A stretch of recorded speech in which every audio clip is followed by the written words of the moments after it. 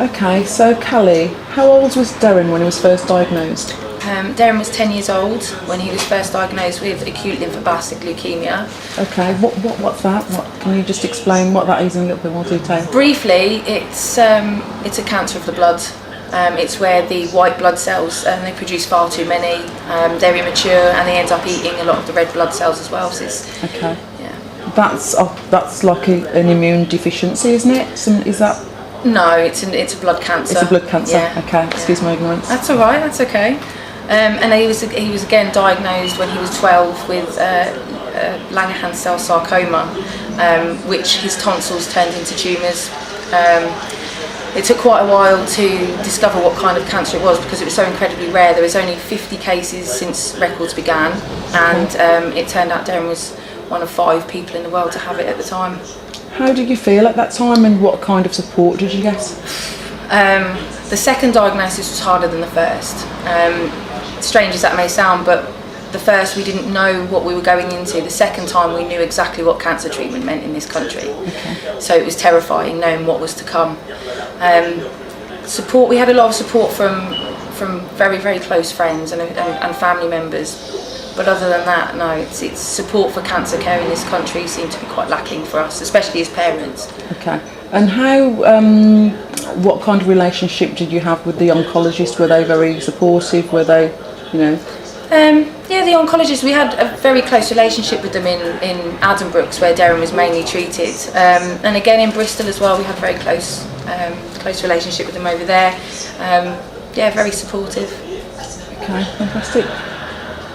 As a mother, how do you feel about other parents who may have gone through similar experiences, or who are going through similar experiences with children who have got cancer?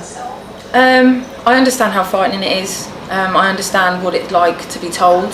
There was a time where I wasn't a cancer mum, and then a second later I was. It's difficult, and it's very, very hard for parents in this country as well, I think, because there's so much out there on the internet with so many different treatments, so many different options and things, but you're too terrified to do anything other than what you're told by protocol as advised by the NHS. Exactly. Okay. So at what stage did you look at alternative treatments for Deryn? It was about 4 years, 3 or 4 years into treatment actually. His second transplant had failed. They decided that the only way to treat him was with a bone marrow transplant, and this was because both cancers had originated in the bone marrow that they discovered after going down on a molecular level. So they decided that the best way to prevent it coming back was a bone marrow transplant. After the second one had failed, Deryn had a virus called adenovirus. Yes. And the drugs they were given for the adenovirus was actually what failed the first 2 transplants, because unfortunately, effective as it was against adenovirus, it also destroyed the immune system. So the first 2 failed, and I was actually told by the doctor, he said, we're going to give him his own cells back. It's going to take 21 to 25 days. Yes. We're no longer going to treat the virus. I suggest you just pray. And I said no. I looked up, I went onto Google, and I googled natural remedies for adenovirus, discovered some, went and bought things like manuka honey, pau d'arco tea, olive leaf extract, vitamin C, lots of different things. Started giving it to him, and within a week I got rid of his adenovirus. Oh, fantastic. How did that make you feel? I felt on top of the world. I felt empowered. Fantastic. I felt in control very briefly for that moment, and also that alternatives work.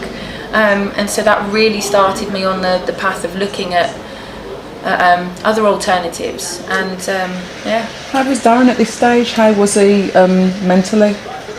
At this stage, he was actually okay. Yes. He's very resilient, is Deryn.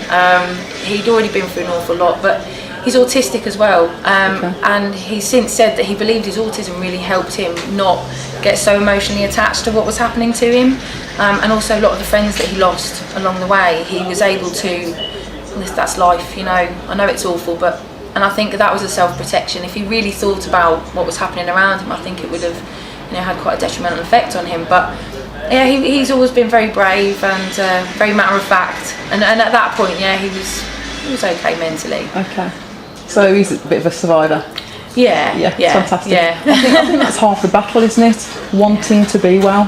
I think so, yeah. There is a lot to be said for positive thinking, and I had seen other people who had a very different mindset to us, and they would deteriorate quite rapidly. But I understand that as well. It's very, very hard not to get into that mindset. So yeah, it's difficult. Okay. Which takes me on to your book that you launched. Was it in April this year? Yes, April the 6th it came out. April the 6th, The Boy in a Billion. Boy in 7 billion. Boy in 7 billion. That's okay. Tell me about your book and your journey and what inspired you to write. Since Deryn got the second cancer, and because it was so incredibly rare, I decided that writing about it would be a good idea. And I thought that if I had, I set up a Facebook page, and I thought, well, if anybody else out there searched for Langerhan cell sarcoma, hopefully they'd find me, and I'd be able to maybe discuss with them what treatment they'd had and trying to find different treatments and things. And so I was writing about him, and obviously as his illness progressed, and we went on to the third transplant failing, the fourth one, and it started to get very dark, the things I was having to write about. And I had a lot of people tell me that they were getting a lot of benefit from reading about him, drawing a lot of strength themselves, and they found themselves in similar positions. And a lot of people said, you really need to write a book. And at that point, obviously, I said, yeah, maybe in years to come when either Deryn's better or worse. But and so I've always really, really loved writing. I've always found it a way that I can express myself and really get down what I want to say. And at the time when I was writing the blog posts, especially really towards the end, I found it very cathartic. At the end of the day, I'd write down what happened, and I was able to push it to one side and move on to the next. I imagine you'd find that quite therapeutic as well. Yeah. Because it's actually expressing how you feel and closing that page, then moving on to the next page, isn't it? Yes. Okay, so how do you find things within the industry in the UK at the moment? Within the cannabis industry? Within the cannabis industry, yes. Well, and obviously, first of all, when I administered cannabis to Deryn and it saved his life, it was an amazing a find for me, and I started to get involved with the Bristol Cannabis Club because they were the nearest ones to me, and I discovered an amazing community of people that weren't just a bunch of stoners, and these people who were caring and compassionate, and they knew what they were talking about, and they were able to guide me in the right direction, and that's where I met Jeff. Since then, since being with Jeff for the last couple of weeks, what I've really discovered is the most dangerous side of prohibition, especially, is the scammers. When you say scammers, can you just elaborate on that, please? Yeah. What have you experienced, or what? Yeah, I've experienced there's a lot of people out there who are taking advantage of very sick people. And because it's illegal, they don't know where else to turn, and it is really a minefield. I remember going onto the internet and searching cannabis, and so much out there and so much differing information. It's very difficult to know what's true, especially when, like myself, I had no idea about it. Yes. And since then I've discovered there's an awful lot of groups where people go and they're asking for help, and they'll be jumped on by people. Yes, I can help you, and it turns out that they're usually the same person, bigging themselves up under different names. A lot of the oil is substandard. A lot of the time it's not even cannabis oil, I know that quite scary, isn't it? It's absolutely terrifying. I know in Project Storm that in the film that Jeff did, he was following 6 cancer patients, and one of those, it was actually olive oil, nothing in it at all. Olive oil? Nothing in it at all. And charging people extortionate amounts of money. Yes, he was being charged an extortionate amount of money. He's dead now, and this is frightening, and this is happening more and more. There's companies out there who are supposedly selling CBD oil at a certain percentage, untested, don't seem to think they need testing because it's good, it works, why do I need testing? Well, how are you supposed to understand actually the effects of your oils on people if you don't know from batch to batch what they actually are? Are there solvents in there? Is there even CBD oil in there? It's such a minefield, and people have no protection. I suppose it's just trusting the person who's actually selling the oil to you for their, taking their word for granted, isn't it? Exactly. It is quite scary. And then I have heard about the extortionate amounts of money that people pay You know, people who need medicine normally are unemployed because they're poorly, and then having to go out and pay extortionate amounts of money for theoretically medical untested oil. It is quite scary. And they'll happily hand that money over because, as Jeff told me a story of, it was a couple of teachers, so they're not stupid people, you know, and they had a child that was dying, and they handed over £5,000, and you know, I said, did you not understand? Did you not see this was a scam? And he said, I was 95% sure it was a scam, but 5% of me thought, well, what if it's not? I'd never be able to live with myself if it's not. And of course it was. Doing it for his child, yeah. I can understand that. Because I think as a parent, okay, my children are a lot older, I think if I was in the same situation, I'd do the same thing as well. Because it's the life of your child, isn't it? I understand how incredibly lucky I am to have met the right people at the right time. I really, really am. I thankfully did not fall into the hands of scammers with cash, but I have been victim of quite a prevalent scammer. Most people know his name, Jason Ecops. Okay. Most people have. I'm going to say his name because he's a very dangerous man, and this is another thing that people don't understand about scammers is it's not just about handing money over.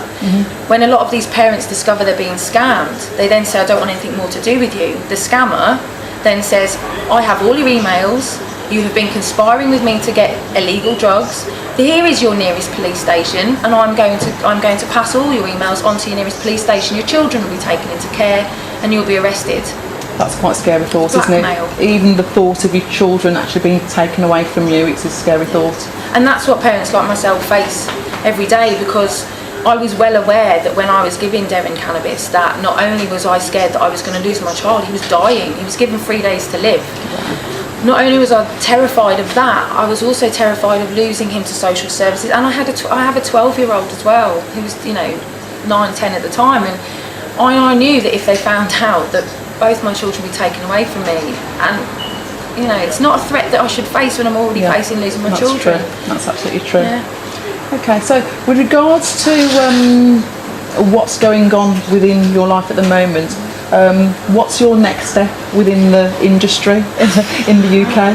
Because I see you as a bit of a celebrity at the moment. Oh, thank you. I don't know. Okay, so yeah, I've been thrust into it. You know, it's yeah. Jeff and I have been travelling around for the last couple of weeks, meeting lots of parents of sick children and also adults and various illnesses actually, not just cancer. You know, MS.